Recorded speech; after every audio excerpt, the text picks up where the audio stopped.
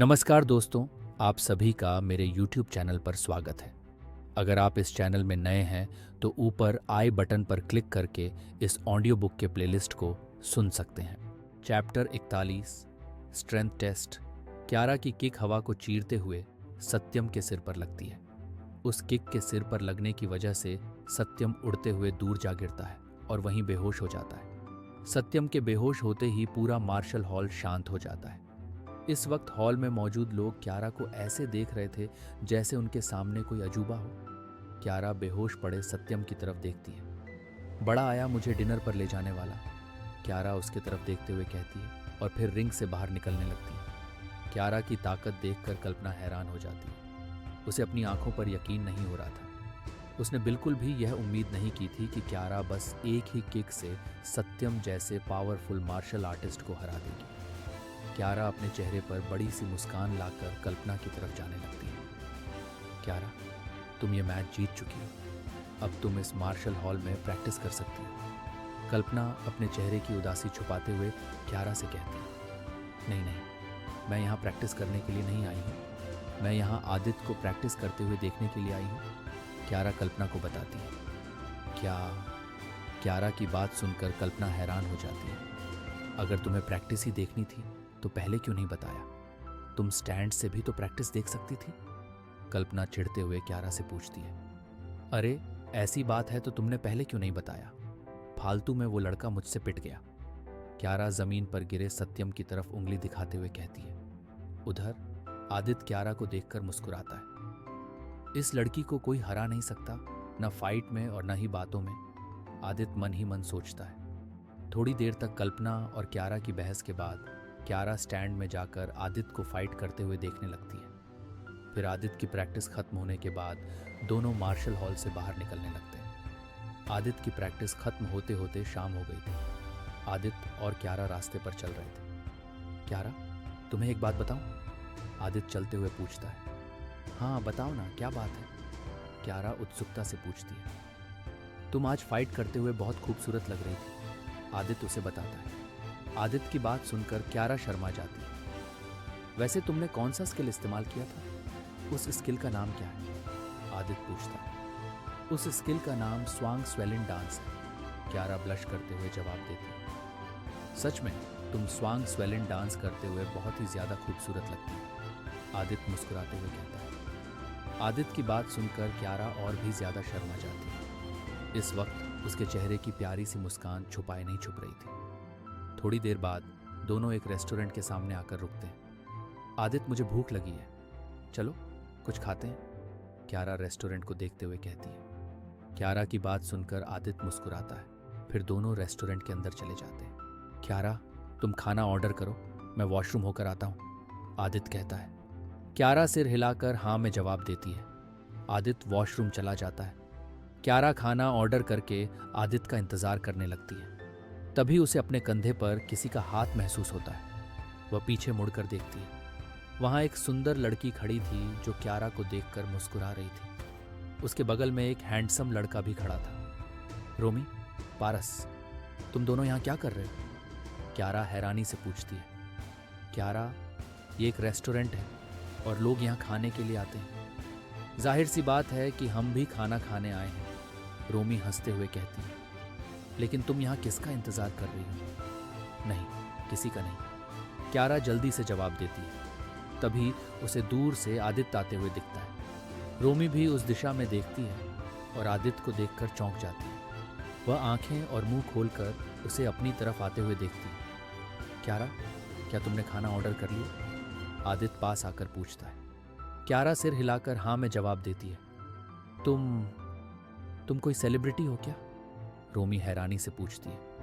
नहीं, मैं कोई सेलिब्रिटी नहीं हूं, मैं एक स्टूडेंट हूं। लेकिन तुम दोनों कौन हो? आदित्य रोमी और पारस की तरफ देखकर पूछता है। आदित्य, ये मेरे दोस्त रोमी और पारस हैं, क्यारा उसे बताती है। मिस रोमी, पारस, आप दोनों से मिलकर अच्छा लगा। मेरा नाम आदित्य है और अगर आप हमें ज्वाइन करेंगी तो मुझे खुशी होगी, आदित्य विनम्रता से कहता है। रोमी और पारस इनकार नहीं कर पाते और उनके साथ बैठ जाते हैं। आदित्य, क्या तुम और क्यारा डेट कर रहे हो? रोमी अचानक पूछ लेती है। उसका सवाल सुनकर आदित्य के गले में खाना अटक जाता है। वह खांसते हुए क्यारा की तरफ देखता है। क्यारा रोमी की बात सुनकर शर्म से लाल हो जाती है।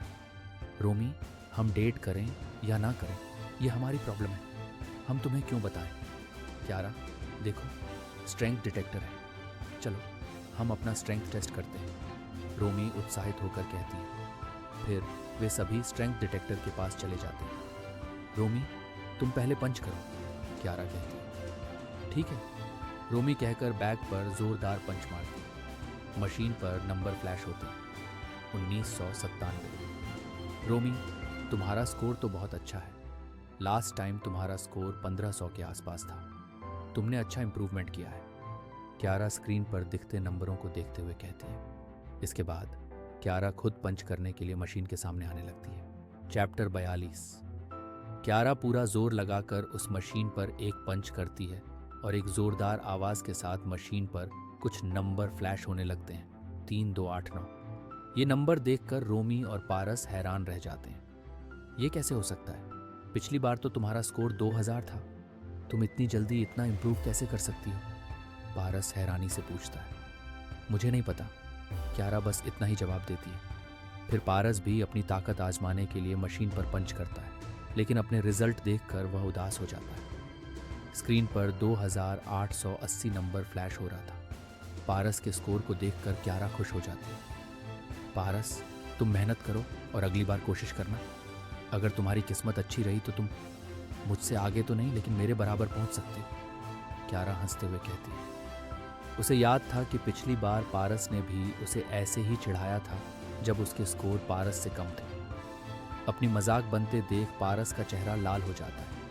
वह गुस्से में फिर से पंच मारता है, लेकिन इस बार भी रिजल्ट देखकर निराश हो जाता है। आदित्य, तुम भी कोशिश क्यों नहीं करते? रोमी आदित्य की तरफ देखते हुए पूछती है। नहीं, उसकी कोई ज़रूरत नहीं है। मेरे स्कोर तुम्हारे स्कोर के सामने कुछ भी नहीं होंगे, आदित्य मुस्कुराते हुए जवाब देता है। टेस्ट करने में क्या बुराई है? क्यारा कहती है और आदित्य का हाथ पकड़कर उसे स्ट्रेंथ डिटेक्टर मशीन के पास ले जाती है। पंच करो आदित्य। ठीक है, आदित्य कहता है और मशीन पर पंच कर देता है।